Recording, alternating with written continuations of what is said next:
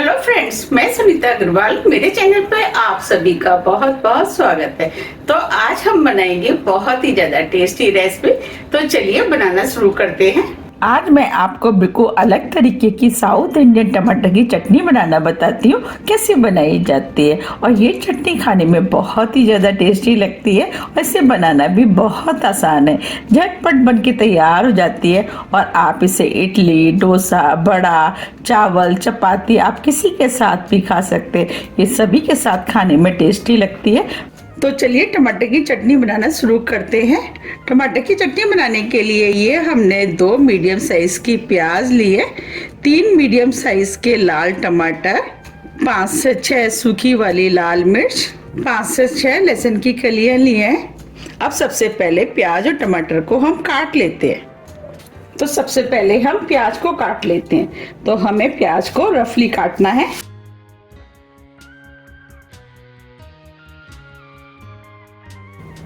अब दूसरी वाली प्याज को भी काट लेते हैं। ये हमने प्याज को काट लिया है। अब टमाटर को भी हम काट लेते हैं और टमाटर की ऊपर वाले पोर्शन को हम निकाल देते हैं।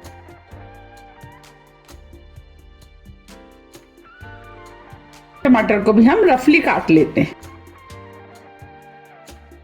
इस तरह हम तीनों टमाटरों को काट लेंगे। ये हमने प्याज और टमाटर को काट लिया है। चलिए अब चटनी बनाना शुरू करते हैं। उसके लिए हमने गैस पे पैन रख दिया है। अब इसके अंदर 2 टेबल स्पून ऑयल डाल देते हैं। ऑयल को गर्म होने देते हैं। अब ऑयल भी गर्म हो गया है। अब जो हमने प्याज काटी थी वो हम इस पैन में डाल देते हैं। और प्याज को लगातार चलाते हुए मीडियम फ्लेम पे हल्का सॉफ्ट होने तक भून लेते हैं। अब प्याज भी हल्की हल्की सॉफ्ट होना शुरू हो गई है। अब इसी में जो हमने लहसुन की कलियां ली थी वो डाल देते हैं।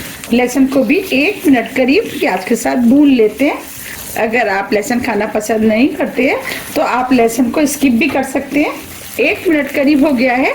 अब ये लहसुन भी हल्का भुन गया है। जो हमने सूखी वाली लाल मिर्च ली थी वो डाल देते हैं।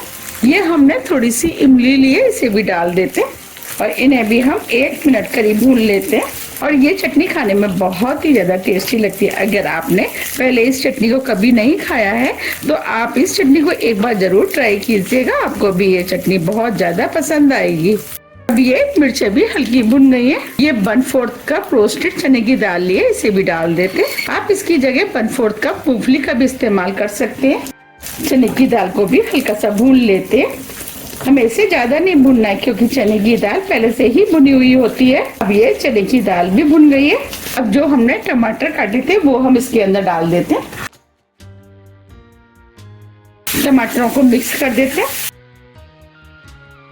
अब ये टमाटर भी अच्छे से मिक्स हो गए हैं। अब ये टमाटर जल्दी से सॉफ्ट हो जाए तो इसके अंदर 1.5 टीस्पून नमक डाल देते हैं। नमक आप अपने टेस्ट के अनुसार थोड़ा सा कम या ज्यादा भी कर सकते हैं। नमक को मिक्स कर देते हैं। अब ये नमक भी अच्छे से मिक्स हो गया है। अब ये टमाटर जल्दी से सॉफ्ट हो जाते हैं, इसको हम ढक देते हैं और 3 से 4 मिनट के लिए स्लो मीडियम फ्लेम पर टमाटर को सॉफ्ट होने देते हैं और इन्हें हम बीच में 1-2 बार चला देंगे। 4 मिनट करीब हो गए हैं। अब ये टमाटर भी सॉफ्ट हो गए हैं। अब फ्लेम को ऑफ कर देते हैं और इसे ठंडा होने देते हैं। अब ये चटनी भी ठंडी हो गई है, इसे हम मिक्सी के जार में डाल देते हैं।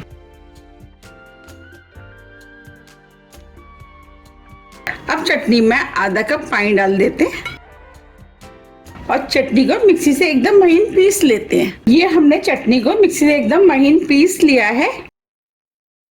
देखिए हमें इस टाइप की पिसी हुई चटनी चाहिए। अब चटनी को इस बाउल में निकाल लेते हैं। अभी ये चटनी काफी गाढ़ी लग रही है।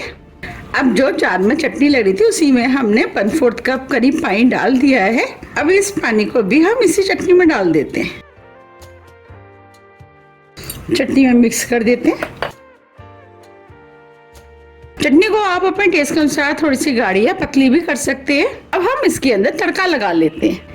तड़के के लिए 1 टेबल स्पून ऑयल हमने तड़के पैन में गरम कर लिया है। अब इसके अंदर 1 टीस्पून राई डाल देते हैं। राई तड़कने लगी है। अब इसके अंदर 1 चुटकी हींग डाल देते हैं। 10 से 12 करी पत्ते, 2 लाल मिर्च, 1 टीस्पून सफेद वाले तिल। अब ये तड़का बन के तैयार हो गया है। अब तड़के को हम चटनी में डाल देते हैं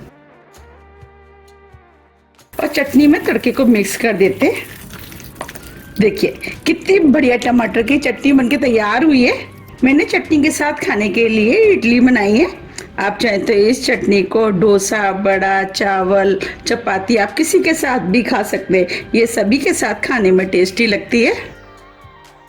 अगर आपको मेरी रेसिपी पसंद आ रही है तो आप रेसिपी को लाइक कर दीजिएगा और ज़्यादा से ज़्यादा शेयर भी कर दीजिएगा। मैंने अपने चैनल पर काफ़ी तरह की इडली की रेसिपियाँ डाली हुई हैं।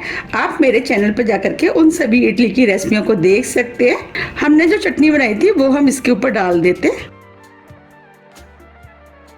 देखिए कितनी बढ़िया चटनी बनी है। तो आप भी इसे बनाइए, खाइए, फिर मुझे कमेंट्स करके ये जरूर बताइए कि आपको ये कैसी लगी।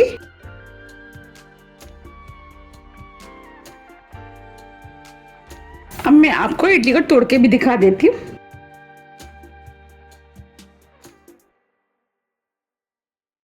देखिए कितनी बढ़िया चटनी बनके तैयार हुई है और ये इडली के साथ खाने में तो बहुत ही ज़्यादा टेस्टी लगती है। मैंने अपने चैनल पर काफ़ी तरह की चटनियों की रेसिपियाँ डाली हुई हैं, उन्हें काफ़ी पसंद भी किया गया है। आप मेरे चैनल पर जाकर के उन सभी रेसिपियों को देख सकते हैं। अगर आपको मेरी रेसिपी थोड़ी भी पसंद आती है तो रेसिपी को लाइक कीजिए, चैनल को सब्सक्राइब कीजिए और ज़्यादा से ज़्यादा शेयर कीजिए। अब हम फिर मिलते हैं इसी तरह की टेस्टी रेसिपी के साथ। जब तक के लिए नमस्कार।